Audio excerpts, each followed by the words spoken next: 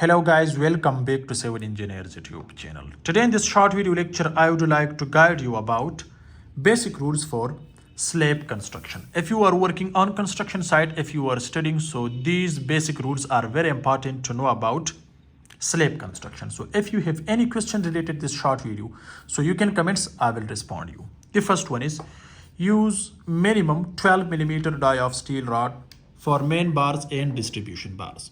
As you can see guys, this is RCC slab. By long direction, I am placing the steel reinforcement. This is called main bars. Okay. And by short span, I am providing the steel reinforcement like this. So these are distribution bars. So the green lines are called main bars. Okay. And the red lines are distribution bars. So the die of main bars and distribution bars both should not be less than 12 millimeter in RCC slab, if that is domestic building or commercial building. So this is very important to know about this.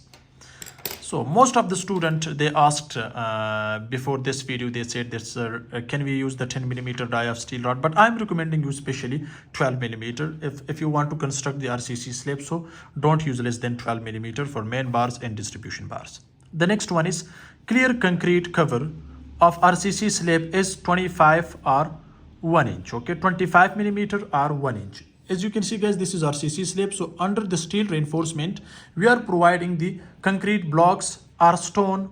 Okay, so which thickness should not be less than 25 millimeter or 1 inch. So this is very important to protect the steel reinforcement from the normal environment. That's why, because if it's exposed to the environment, so it can be rust or it makes corrosion. So therefore, the steel reinforcement should be inside the concrete. So therefore, concrete cover is very important for left side, right side, and the bottom side. It should not be less than 1 inch or 25 millimeter.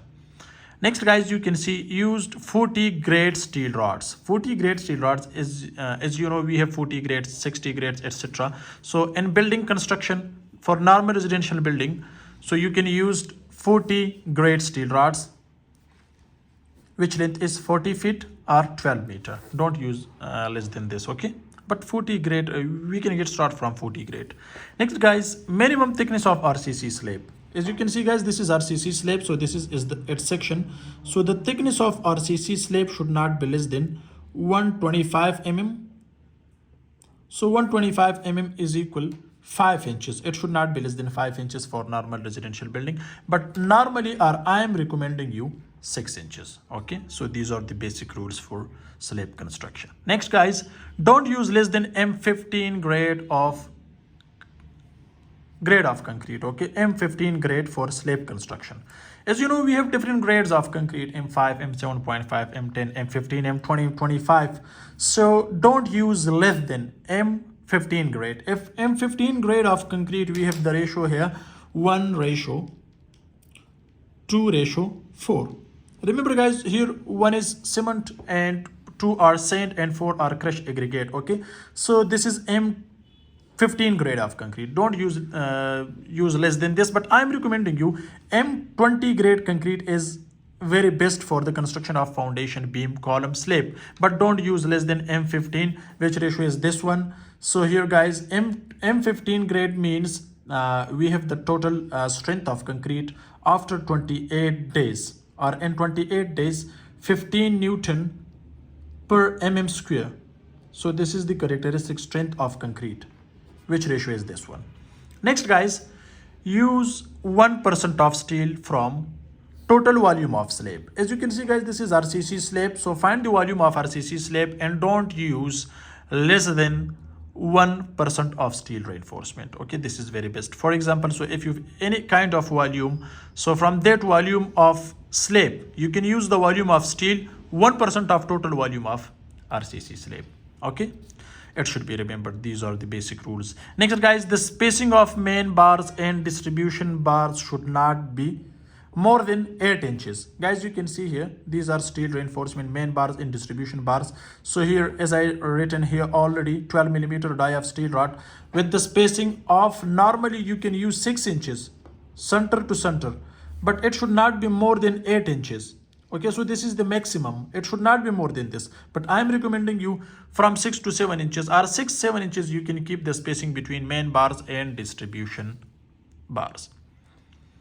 Next, guys, here, before starting placing of steel, okay, before starting steel reinforcement, if that is main bars, distribution bars, if that is the construction of beam, column, anything, so provide or used oil on the shuttering to clean it. Okay, so before starting steel reinforcement, the shuttering should be clean and placed or used the oil on it. Okay, any kind of oil you can use for that to clean it. Okay, and also it's very easy during removal of work or shuttering. So this is the other point. Next, guys, more than 20% lapping is not allowed in RCC slab construction.